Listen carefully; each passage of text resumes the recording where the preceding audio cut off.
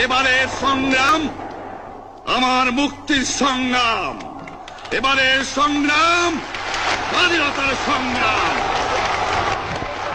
প্রত্যেক ঘরে ঘরে দুর্গ গড়ে তোলো।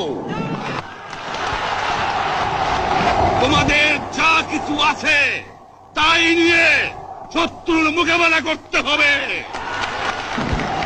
কিন্তু আর আমার বুকের উপর গুলি চালাবার চেষ্টা করো না,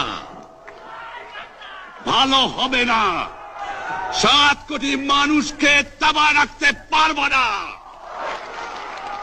আমরা যখন মরতে শিখেছি তখন কেউ আমাদের দবাতে পারবে না।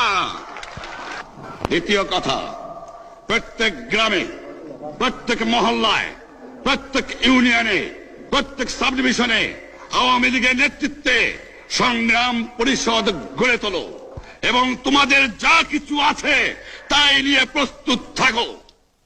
মনে রাখবা, রক্ত যখন দিয়েছি রক্ত আরো দেব, এদেশের মানুষকে মুক্ত করে ছাড়বো ইনশাআল্লাহ। এবারে সংগ্রাম আমাদের মুক্তির সংগ্রাম, এবারে সংগ্রাম স্বাধীনতার সংগ্রাম। তো আমাদের মিটিং এইখানেই শেষ। আসসালামু আলাইকুম। জয় বাংলা।